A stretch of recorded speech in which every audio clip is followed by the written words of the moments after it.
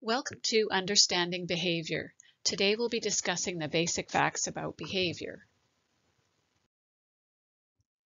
As we get started, I'd like you to think about what kinds of behavior changes are you noticing with your family member? What impact have these changes had on you and your family members? How might behavior changes be related to communication?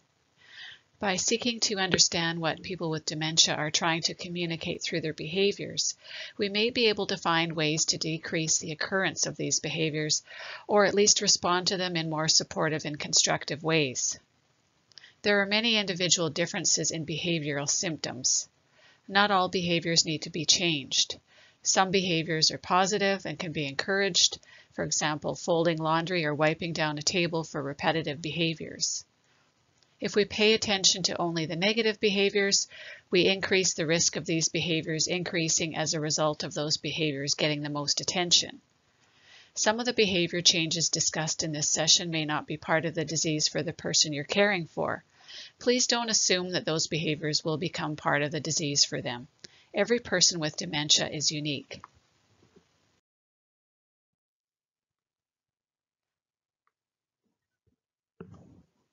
All behaviors have a reason, a cause, and a meaning.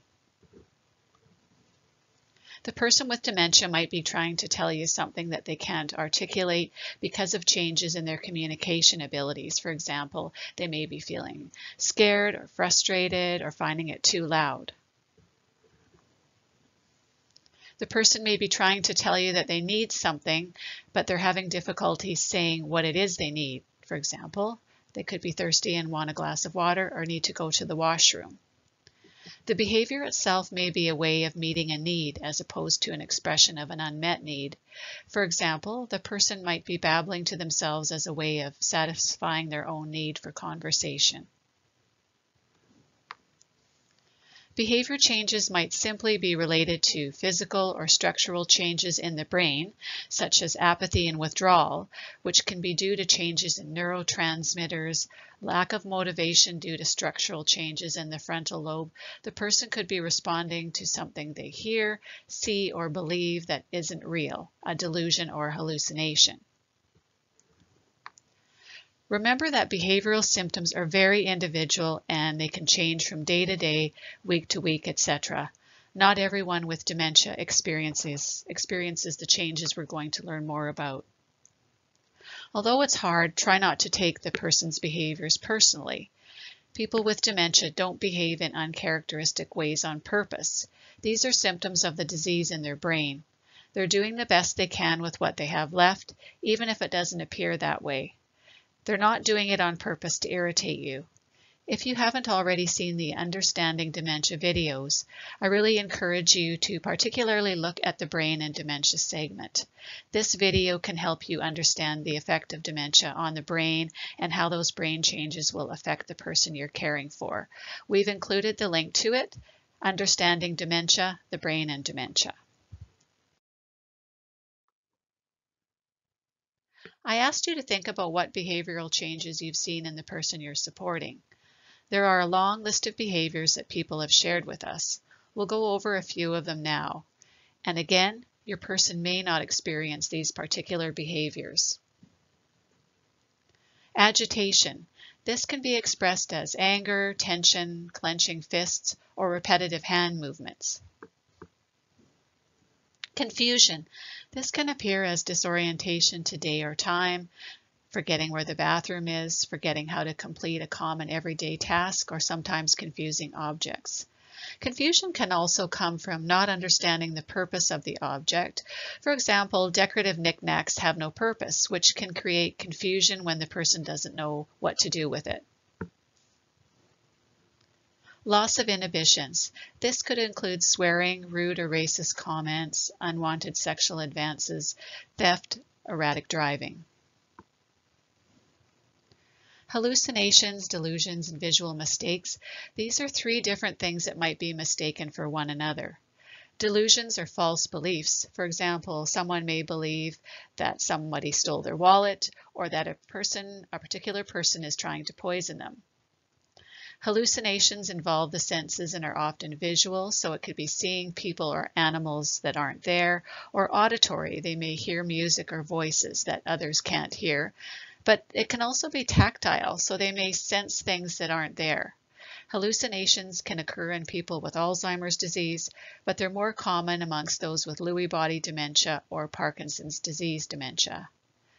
Visual mistakes are often mistaken for hallucinations. They happen when the brain misinterprets what it's seeing as a result of changes to the person's visual perception.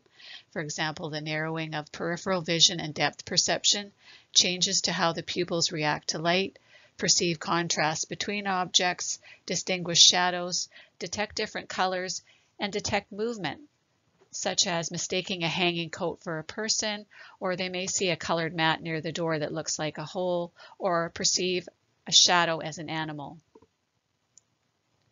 Reactive responsive behaviors. Some examples are protecting themselves, pushing, hitting, throwing something, rearranging furniture. Repetitive behaviors, tapping their hands, snapping fingers, rubbing a certain part of their body, rearranging papers. Loss of initiative. Sometimes people with dementia could be content to stay in bed or watch TV all day, not getting up to make lunch or go to the bathroom, not wanting to go for walks or engage in the usual activities that they enjoy. This can often be seen as being lazy by both the caregiver and by the person living with dementia, and both may find it frustrating. It's really important for us to understand that this change is because the part of the brain that switches us on and makes us actually get up and do the activity we're thinking about may be damaged by dementia. If that part of the brain is damaged, then the person may be unable to initiate activities themselves. You might need to help them by getting their coat and helping them into it, or by helping them rise from bed in the morning. Pacing or wandering. This is restless movement around a space or walking outdoors and becoming disoriented or lost, or it can be purposeful, so they mean to be going somewhere or looking for something, or aimless. They're not really sure what to do or where to go. A person with dementia has a disease that's causing damage to their brain. Because of these brain changes, we can't teach a person with dementia how to change their behavior. The behaviors we see are often the result of changes in the brain caused by the disease. This is not something they can control.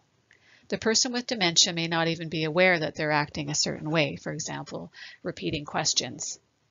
What we can do is learn new strategies for adapting how we respond to and cope with the changes in behavior. Even though it can be difficult, try not to take the behavior personally. It's the disease, not your person. Tom Kitwood, author of Dementia Reconsidered, says, "When the emphasis is on the person, behavior is not seen as a problem to be managed, but rather actions and expressions that need to be understood. Reframing how we perceive a behavior can help us better understand why it is occurring and how to respond. Instead of seeing the behavior as a challenge, look at it as an opportunity to connect. When we stop to consider the person, who they are, what they enjoy, what their life history is, it becomes easier to make this connection."